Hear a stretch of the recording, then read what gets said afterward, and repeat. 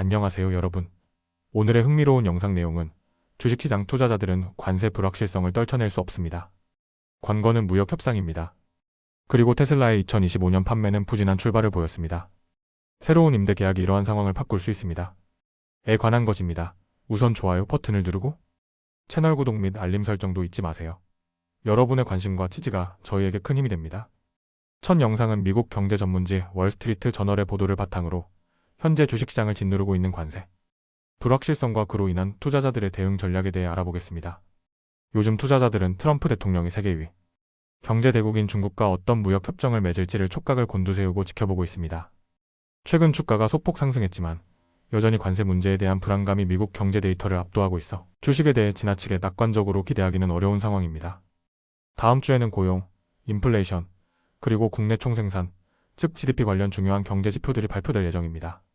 그러나 트럼프 대통령이 4월 2일 발표한 광범위한 관세 정책이 앞으로 경제에 미칠 잠재적 피해를 생각하면 이번 경제 지표들은 과거를 반영하는 데 그칠 가능성이 높다는 우려가 커지고 있습니다. 골드만삭스 자산운용의 알렉시스 들라데리에르는 인터뷰에서 국가별 투자 비중을 크게 조정하거나 특정 국가에 과도하게 베팅하는 것은 조심해야 한다며 투자자들은 포트폴리오를 분산시켜야 한다고 조언했습니다. 현재 시장은 트럼프 대통령의 관세가 어디까지 확대될지, 그리고 백악관이 세계 각국과 무역 협상에서 어떤 성과를 거둘지 알 수 없어 극심한 불확실성 속에 놓여 있습니다. 특히 중국과의 협상이 어떻게 전개될지가 가장 큰 관심사입니다. 모건 스탠리 투자운용의 앤드루 슬리먼은 전화 인터뷰에서 당신이 백악관 집무실 안에 앉아있지 않는 이상 미래가 어떻게 될지 알 수 없다며 지금 기업들의 미래 수익을 추측하는 것은 거의 시간 낭비라고 말했습니다. 실제로 4월 1일 트럼프 대통령이 해방의 날 관세를 발표한 이후 미국 S&P 500 지수는 2.6% 하락했습니다. 반면 같은 기간 동안 미국을 제외한 글로벌 주식시장 지수를 추종하는 ISHARS, MSCI ACWIX, ETF는 1.4% 상승했고 주요 유럽 주식에 투자하는 벵가드 FTSE 유럽 ETF는 2.5% 올랐습니다. 유럽 증시는 최근 방위비 지출 확대 계획과 독일의 인프라 투자 증가 기대에 힘입어 상승세를 보였지만 트럼프 대통령이 유럽에도 대규모 관세를 부과할 가능성이 있어 긴장이 완전히 해소된 것은 아닙니다. JP모건 자산운용의 필 캄포리얼레는 관세가 시장을 압도하고 있다며 현재는 글로벌 주식과 채권 모두에서 중립 포지션을 유지하고 있다고 밝혔습니다. 그는 2025년 초까지만 해도 글로벌 주식 비중을 높게 가져갔지만 3월 말에는 미국 주식 비중을 줄였고 4월 들어서는 글로벌 주식 전체를 중립으로 조정했다고 설명했습니다. 들라데리에르는 무역 협상이 빠르게 마무리되지는 않을 것이라고 내다봤습니다. 그는 이런 무역 협상 과정을 거치면서 점진적으로 불확실성이 줄어들 것이라며 업종별, 국가별로 서로 다른 수준의 관세가 적용되는 새로운 무역 규칙이 생겨날 수 있다고 전망했습니다. 또한 완전한 무역 구조 재편에는 최소 몇 개월, 어쩌면 수년이 걸릴 수도 있다고 덧붙였습니다. 그러나 그럼에도 불구하고 들라데리에르는 주식시장의 중요한 것은 터널 끝에 보이는 빛이라고 강조했습니다. 협상이 긍정적인 방향으로 진전되고 있다는 신호만 보여도 주식시장에는 호재가 될 수 있다는 것입니다. 다만 새로운 무역 규칙이 확정되기 전까지는 기업들이 어떻게 공급망을 재편할지 예측하기 어렵다고 했습니다. 이에 따라 그는 현재 불확실성과 변동성 속에서도 높은 가격, 결정력, 높은 이익률, 강한 현금 흐름과 재무구조를 가진 우량 기업을 선별하는 데 주력하고 있다고 밝혔습니다. 그는 국가별 승패를 점치는 대신 이런 탄탄한 기업에 집중하는 전략이 바람직하다고 말했습니다. 한편 앞으로 미국 고용 상황과 3월 인플레이션 지표가 발표될 예정인데 4월 고용 보고서는 5월 2일, 개인 소비 지출 물가지수로 측정한 인플레이션 데이터는 4월 30일에 발표될 예정입니다. 또한 같은 날 1분기 GDP 성장률 데이터도 공개됩니다. 들라데리에르는 앞으로 발표될 경제 데이터는 점차 부진할 것이라면서도 당장 발표될 수치들은 향후 6개월에서 9개월 동안 관세로 인해 발생할 경기 악화를 아직 반영하지 못할 것이라고 설명했습니다. 많은 기업들이 관세 불확실성 때문에 고용과 투자 결정을 보류하고 있어 미국 경제 성장률이 둔화될 것이라는 전망이 우세합니다. 지난주 금요일 S&P 500 지수는 나흘 연속 상승하며 1월 이후 가장 긴 상승 랠리를 기록했지만 여전히 4월 들어 1.5% 하락해 월간 기준으로는 손실을 기록 중입니다. 특히 올해 2월 19일 기록한 사상 최고치 이후 4월 8일에는 최저점을 기록했는데 슬리먼은 이처럼 큰 폭으로 떨어진 이후의 주식 투자는 과거에도 1년 후 좋은 성과를 내온 사례가 많다고 강조했습니다. S&P 500 지수는 금요일 기준으로 연초 대비 6.1% 하락한 5,525.1포인트에 마감했습니다. JP모건의 캄포리얼레는 관세는 주식시장을 계속 요동치게 할 것이라며 오히려 하이힐드 채권이 상대적으로 안정적이라고 평가했습니다.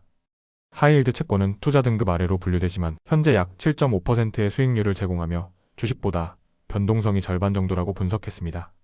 그는 만기 1년에서 3년 사이의 단기 하이힐드 채권을 선호하고 있으며 위험도가 높은 채권은 피하고 있다고 밝혔습니다. 관세로 인해 경기 침체 위험이 높아졌지만 캄포리얼레는 올해 미국 경제 성장률이 1% 미만에 그치는 매우 저조한 성장이 될 것으로 예상하고 있습니다. 향후 몇 달간 S&P 500 지수는 최대 5,800포인트 부근에서 상승이 제한될 것이라는 전망도 나오고 있습니다. 트루이스트 자문 서비스 키스러너는 관세가 얼마나 확대될지에 대해 아직 논쟁이 이어지고 있다며 지금은 결과의 범위가 매우 넓다고 분석했습니다. 지금까지 월스트리트 저널 기사를 바탕으로 관세 불확실성과 그로 인한 투자자들의 고민 그리고 주식시장의 향방에 대해 알아봤습니다. 다음 영상은 미국 경제 전문지 월스트리트 저널 보도를 바탕으로 2025년 테슬라의 판매 부진과 이를 극복하기 위한 전략 그리고 시장의 반응에 대해 함께 알아보겠습니다. 테슬라는 올해 초 매우 힘든 출발을 했습니다. 1분기 동안 테슬라는 약 33만 7천 대의 차량을 판매했는데 이는 지난해 같은 기간에 비해 13%나 감소한 수치였습니다. 테슬라 역사상 가장 큰 폭의 분기별 감소였습니다. 이러한 부진에는 여러 요인이 작용했습니다. 특히 트럼프 대통령 행정부와 일론 머스크의 관계가 일부 소비자들에게 부정적으로 작용하면서 브랜드 이미지가 손상된 점이 주요 원인 중 하나로 지목되었습니다. 테슬라 경영진 역시 1분기 실적 발표 자리에서 브랜드 이미지 악화를 공식적으로 인정했습니다. 여기에 모델 Y의 업그레이드 출시가 예고되면서 많은 소비자들이 신형 모델을 기다리느라 구매를 미뤘고 이건 역시 판매 부진을 가중시켰습니다.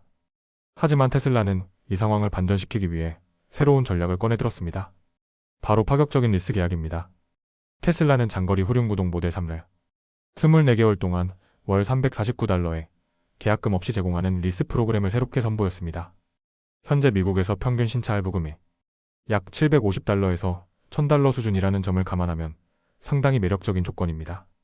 이 리스 프로그램은 최근에야 테슬라 공식 웹사이트에 등장했으며 정확한 시작 시점에 대해서는 테슬라 측이 별다른 답변을 내놓지 않았습니다.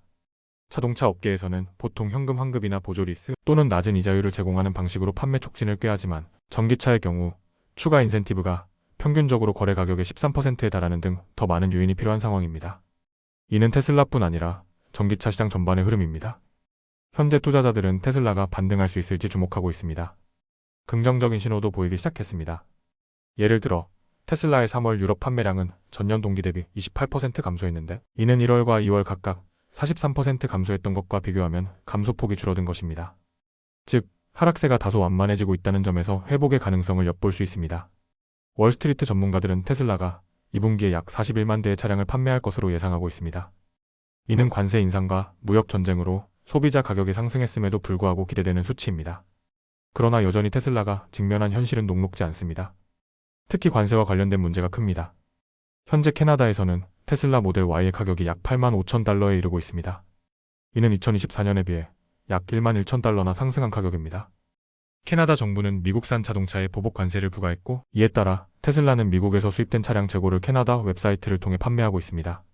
미국에서는 새로 출시되는 차량에 25%의 관세가 부과되고 있으며 부품에도 5월부터 25%의 추가 관세가 적용될 예정입니다. 이런 무역 전쟁과 소비자 신뢰 약화 속에서 테슬라가 수익성 있는 성장을 이루는 것은 더욱 어려운 과제가 되고 있습니다. 1분기 테슬라의 영업이익은 3억 9,900만 달러였지만 규제 크레딧 판매액이 5억 9,500만 달러에 달했습니다. 규제 크레딧이란 테슬라가 친환경 차량을 많이 생산해 획득한 크레딧을 친환경 규제를 맞추지 못한 다른 자동차 회사들에게 판매하는 것입니다. 이번 분기에는 테슬라가 판매한 크레딧 규모가 실제 영업이익보다 많았습니다. 이는 2020년 2분기 이후 처음 있는 일입니다. 지난 수년간 테슬라는 누적 약 92억 달러 규모의 크레딧을 판매했으며 이는 전체 보고된 영업이익의 약 25%에 해당합니다. 이처럼 순수한 차량 판매로 인한 수익성이 아니라 규제 크레딧에 의존하는 모습은 투자자들에게 불안 요인으로 작용할 수 있습니다. 현재 테슬라 주가는 올해 들어 약 29% 하락한 상태입니다.